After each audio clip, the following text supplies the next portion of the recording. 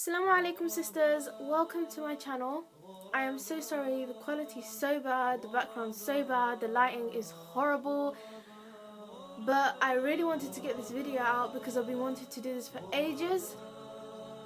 And I recorded this actually yesterday, but when I watched it over again I was having so many doubts and I was like, you know what, bonnet, I'm gonna do it today, and here I am. So assalamu alaikum. Welcome to my channel, guys. Please ignore the name. I could not think of anything else. Normally I would name it because on all my social media accounts I am Bint Muhammad, but I used to have a YouTube channel and it was called Bint Muhammad, and because I'm starting a new YouTube channel I didn't want to continue doing it on that channel, and I didn't want to rename it because there were certain people that knew me on that channel that I didn't want them to find me on. I don't know if that makes sense, but yeah. You know, I knew I was going to forget stuff, what I was going to say. I knew I was going to forget what to say, so I actually wrote it down. Basically, yeah, social media. I'm just going to quickly get through some stuff, just like a little intro, and then I'm going to get with the actual video, which is about lowering your gaze. So yeah, social media. My Twitter, my Instagram, my Facebook, and my blog also, which I'll speak about later, will be in the description box. Follow me on Twitter. I'm always active on Twitter. You can even inbox me on Twitter if you want. Facebook, add me on Facebook. I'm always on there. Instagram, I'm not really active on Instagram, but when I do go on, I'll follow back and I'll accept because that's what I do most of the time. So yeah, I'll put it down below. Follow me, inshallah. I'm not really active, so I wouldn't advise you to inbox me on there. Yeah, my email also down below because, oh my god, everyone asks me for my email, like, sis, I want to inbox you and all of that. My email will be down below, sisters. So yeah, inshallah. And I do go on my email a lot, so I always check my email. So inshallah, inbox me for anything, any questions, any suggestions for videos, anything, because I also wanted to say this channel, I have a blog for those of you who don't know. I'll talk about that in a bit. I have a blog, so I have a blog, and I wanted to make a channel just for, you know, extra da'wah and advice and nasiha and all of that. Yeah. Oh, I forgot what to say. Yeah, I have a blog and this channel is just extra. So inshallah, whatever you guys want to know, whatever questions you have about Islam or about Deen or about me, inbox me, and obviously I'll either do a blog on it or I'll either do a video, whichever one's appropriate at the time. Yeah, my blog, I have a blog. I think I started it like 6 weeks ago, 6 weeks, yeah. I think it's going well. You know, sisters have actually told me they've benefited and they like it, which makes me so happy because that's my goal, to benefit you sisters and to help you guys. Not that I'm saying you guys need help and all of that, I'm just saying I'm the kind of person who likes to give advice. You know, I like getting advice, but also, oh my god, but I also like giving. I keep eating my niqab, I don't know why, I don't know if you guys can see it. Yeah, I'll speak about this in a bit. Yeah, what was I? Oh god, I should stop talking so much. Blog. I was talking about my blog. Something about my blog. Oh my god, I hate when this happens. Yeah, I think I'm saying how I started 6 weeks ago, and it's going well. Sisters have told me they already said that. Yeah, it's going good. So I'll leave the link down below. Inshallah, inshallah, let me know what you guys think about it and what you guys think about this video and all the videos to come, inshallah. And me starting my channel as well. Let me know what you guys think about that, because I always love getting feedback and getting feedback so I can improve for later and, you know, so on. My niqab. I'm not a niqabi, but inshallah one day I really want to wear the niqab. Oh, I love wearing the niqab. I love it. I've never actually gone outside wearing the niqab. I've never actually recorded myself. Like, I found it so weird recording myself with the niqab. Like, anyways, I'm not niqabi. The reason why I'm wearing the niqab, I mentioned this in one of my blogs, and also, yeah, I think, yeah, I mentioned this on one of my blogs. I don't like, or basically, Islamically, it's not right for a woman to show her face in front of millions of non-muhrams, and therefore I shut down my previous YouTube account because I was showing my face, and now I found an alternative. Well, I did before my blog, but I've always wanted to YouTube and see how it feels, and you know, it's like the excitement. But oh my god, you guys can see all this rubbish.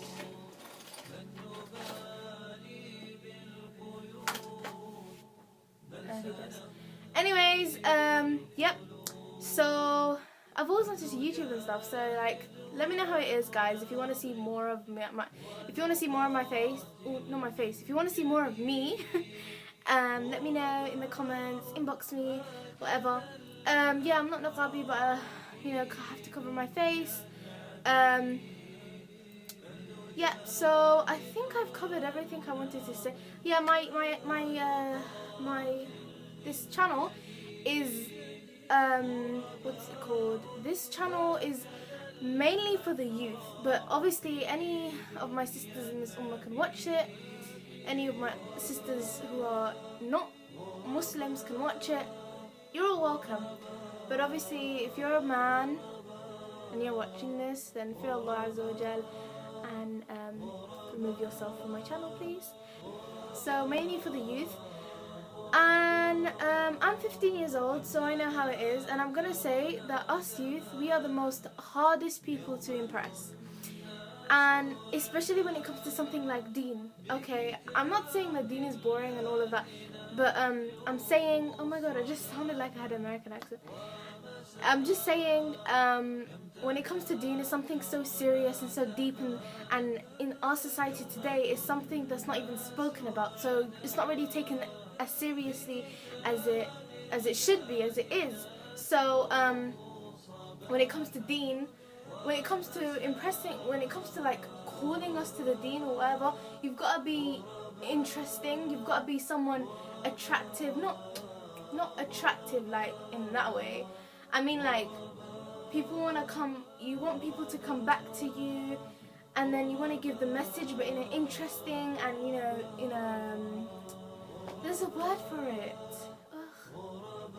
Like, in an impressive way, basically, you know? So, that's what I'm trying to do. And also, it's so hard for me, in my opinion, because I'm wearing a niqab. And niqabis tend to be thought of people boring and miserable and all of that, because, you know, they're wearing black, you can't really see their face and all of that, they seem so down and that. But I'm telling you, from my experience, niqabi women are the most happiest women I've seen in my life. I'm telling you, they are so calm, they're so nice, so sweet, positive vibes all around. And I'm telling you, like, a few of my friends are niqabis, and I love being around them. They're just beautiful, wallahi, and they're so sweet. And you know, when, like, obviously between friends you advise each other and that, and when they advise me, I feel like I just feel so good, and I feel grateful that I have friends like that who can advise me. Do you get me? Like, you feel so good about yourself around them, you feel like a better person and all of that. So alhamdulillah, and overall it's a great iman booster as well. Also, yeah, so yeah, the youth and stuff, and even though I'm not a niqabi, I'm going to show you how fun and enthusiastic and interesting niqabis can be. But I'm not obviously speaking for all niqabis. I'm just wearing the niqab because I told you that before. So let's move on. Lowering your gaze. Yes. So, lowering your gaze. Basically, a topic that's not really spoken about when it comes to us women, and in fact, it's actually as important for us as it is for men, but obviously I don't know why, but it's more spoken about with men. But lowering your gaze, inshallah, and especially where I live and my environment, this is something that needs to be spoken about.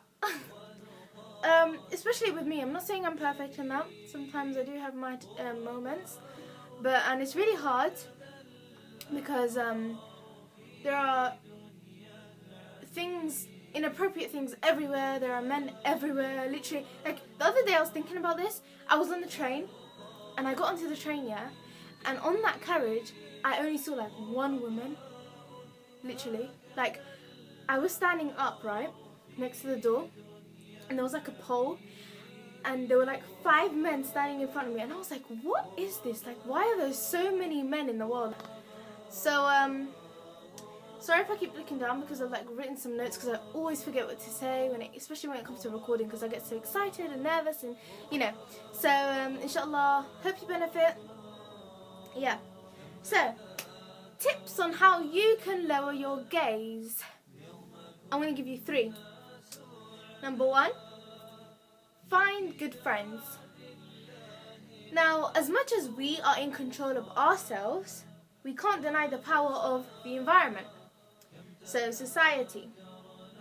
Okay, we are all directly or indirectly influenced in either a good way or a bad way by the people who are surrounded by us. So, by the people we hang out with. They shape a large part, they shape a large part of who we are and how we act and how we speak and what we think. They are the ones who, and this can be either positive or negative, but they are the ones who, you know, like, mainly the reason why you do them stuff and you believe them stuff.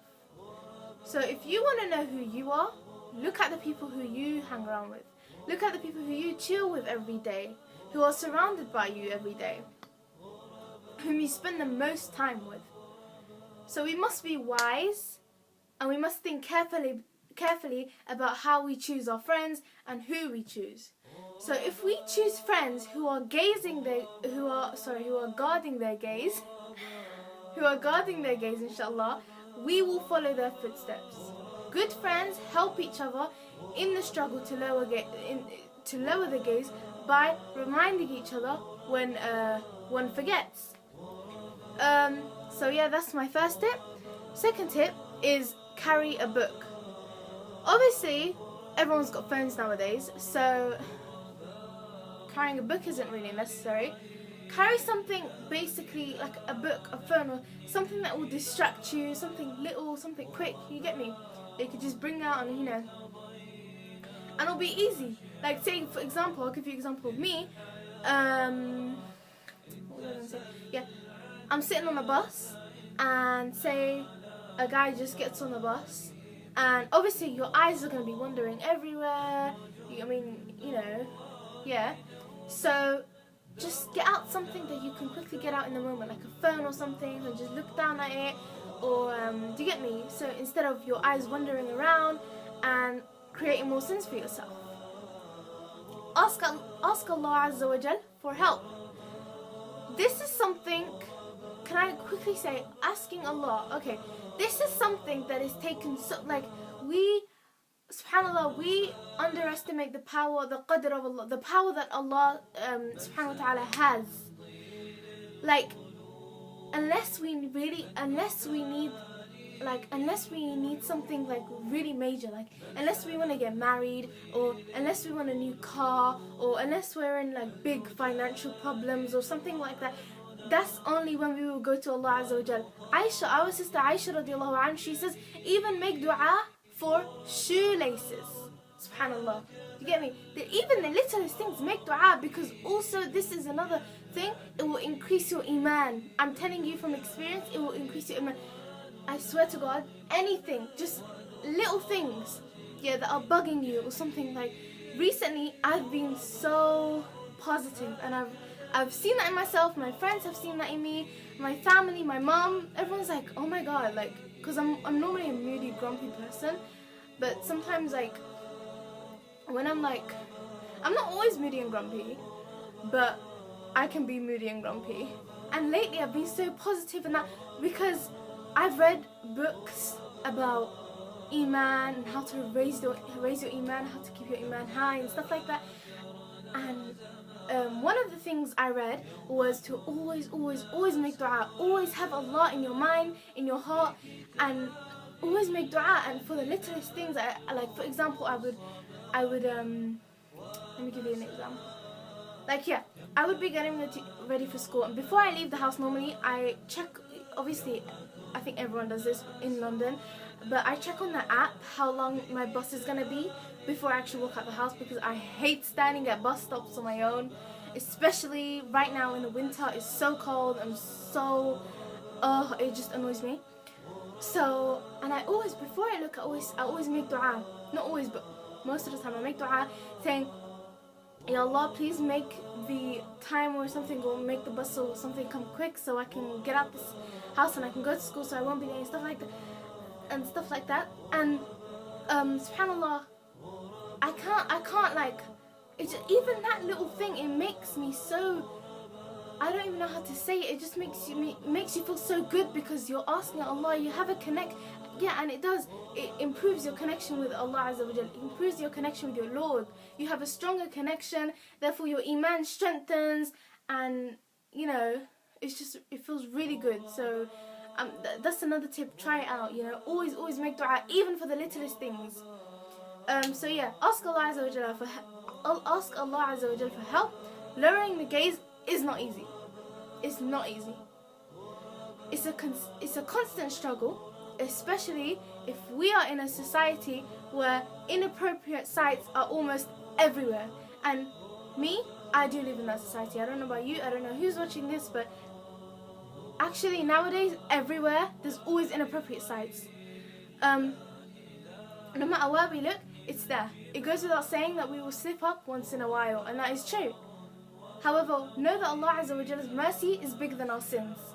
Therefore, as long as we are still breathing, we should always be in a state of asking Allah Azza wa Jalla for forgiveness and for help. Because Allah is the one, remember, Allah is the one who placed you with these difficulties. This life is a test, and Allah Azza wa Jalla has placed everything in it as a test for us. Do you understand? So, if I give you a pen, if I let you borrow my pen, and this pen starts working, or like it doesn't work anymore, or like the ink keeps going and coming and it won't write properly and stuff, who would you go to for help? Like, what do I do to this pen to make it work properly and stuff like that? Would you not go to the person who gave it to you in the first place? Right? You would, right? So, yeah, always ask Allah Azza wa Jal for help. Now I'm going to share with you some benefits of lowering the gaze, and I'm telling you, when I read, I took some notes from a source that I read online, and I'm telling you that I was shocked. Like lowering the gaze was just like a, lower your gaze, like small type of thing. I would never think of it like this, like what I'm about to tell you, and it really shocked me. And it's actually made me think about it more. Like I've lowered my gaze more when I'm obviously in public and stuff. So number one, you have no regrets. So you will not regret that you are a Muslim, because like thoughts like, oh, I wish I could do this or that, would be gone. And I don't know about you guys, but me, I've said this a couple of times, even without meaning it. Sometimes it just comes out like, oh, I wish I could do this, or if I wasn't a hijabi, I would do this, and stuff like that. But you would have no regrets, because you wouldn't even see this stuff. If you lowered your gaze, you wouldn't even set your eyes on inappropriate things like this, so that wouldn't even come out your mouth. Number two, sweetness in your heart. So when you look at haram things, sorry, 1 second.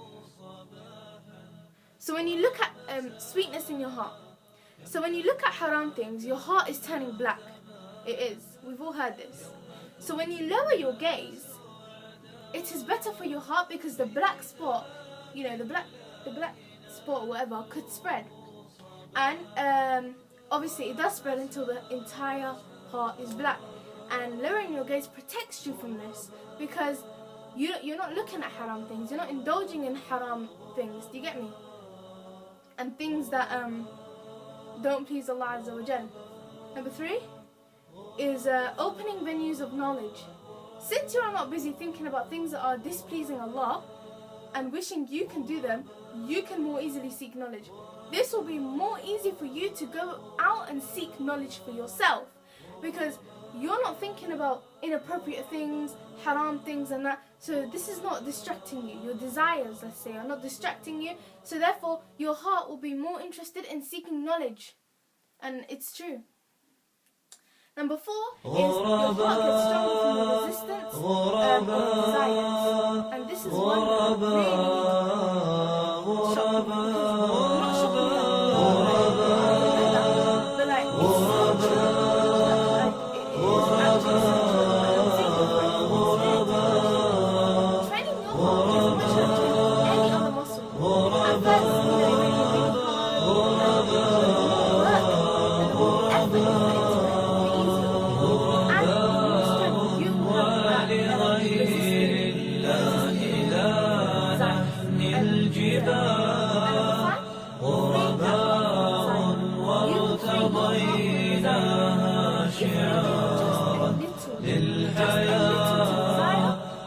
تسل عنا فإنا لا نبالي بالطغى نحن جند الله دوما دربنا درب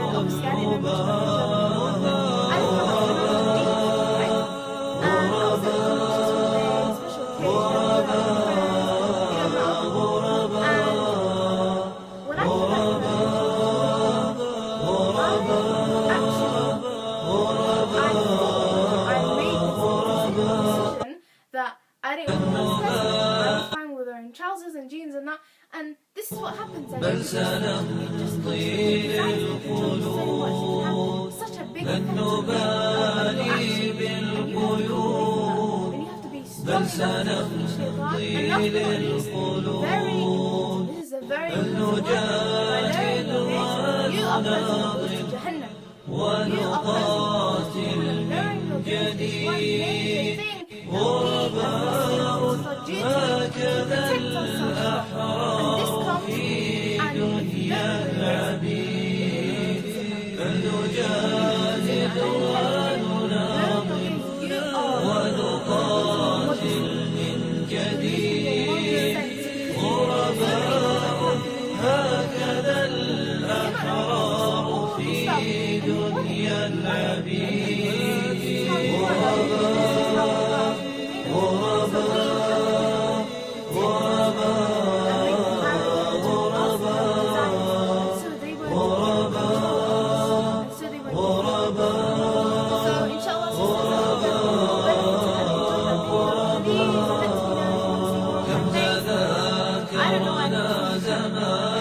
If you want to see more of me and my videos, inshallah, please let me know in the comments down below.